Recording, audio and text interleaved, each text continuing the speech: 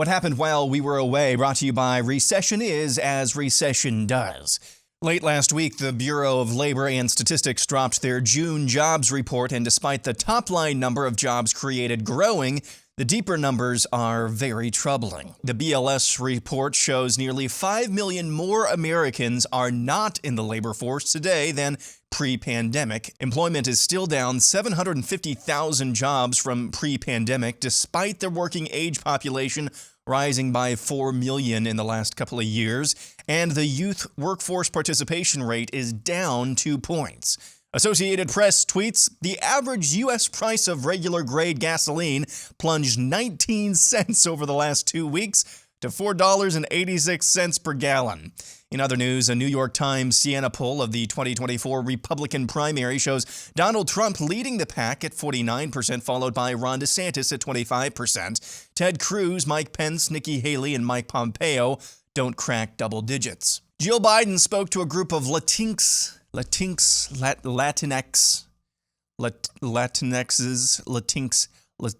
This gringo woman spoke to a bunch of Hispanics in San Antonio yesterday. Raul helped build this organization with the understanding that the diversity of this community, as distinct as the Bogotas of the Bronx, as beautiful as the blossoms of Miami, and as unique as the breakfast tacos here in San Antonio. Kamalabality-gook update. Pal says to bartender, how's can I tap? Everybody tap. Everybody tap. Whoops, wrong clip. When you look back, did Democrats fail, past Democratic presidents, congressional leaders, to not codify Roe v. Wade over the past 5 decades? I think that, to be very honest with you, I do believe that we should have rightly believed, but we certainly believe that certain issues are just settled. Certain issues are just settled. You've probably heard in recent weeks the story of the Ohio 10-year-old girl who was raped and was unable to execute her baby because of Ohio's heartbeat law, which went fully into effect after Roe v. Wade was overturned. The story was propagated by news outlets and politicians like Gavin Newsom, and the story originated with this woman, Dr. Caitlin Bernard, a professional baby killer from Indiana, who told the story on MSNBC. After a quick look into Bernard's background by PJ Media and other outlets, it was revealed she has, on multiple occasions, failed to report underage baby killing to the health department in Indiana as required by law.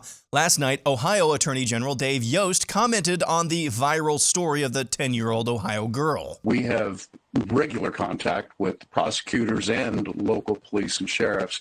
Not a whisper anywhere. Something maybe even more telling, Jesse, is my office runs the state crime lab.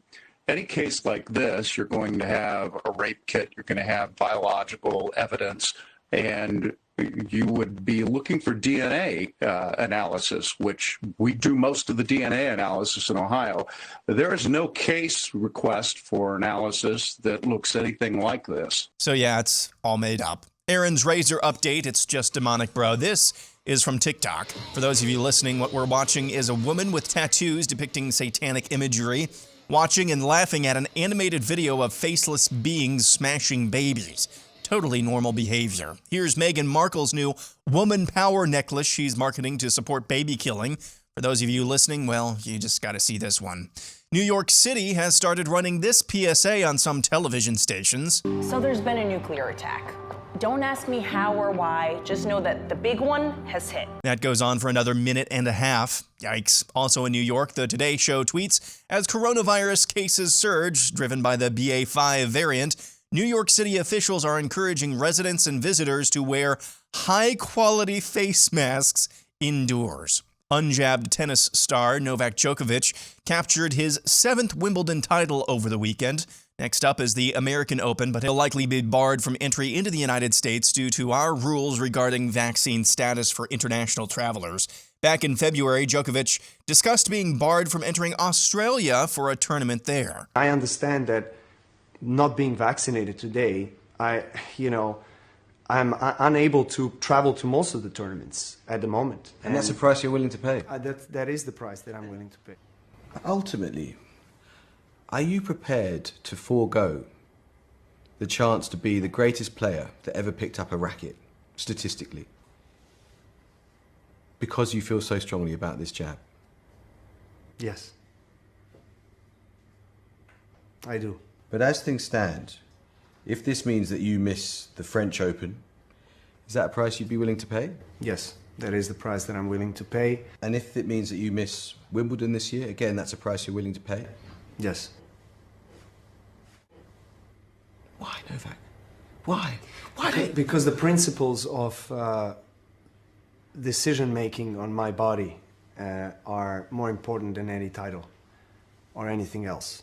In Iowa, Unity Point Health, one of the 2 largest hospital systems in the state, recently sent out new guidance for how healthcare providers should refer to their patients. The Newspeak says instead of referring to wife, husband, girlfriend, or boyfriend, providers should say spouse, significant other, or partner. Instead of mom or dad, say parents, guardians, or caregivers. Instead of son or daughter, say children. Instead of ladies, gentlemen, guys, or gals, say everyone, people, colleague, team, and on it goes. And finally, a final word from Kamala Harris.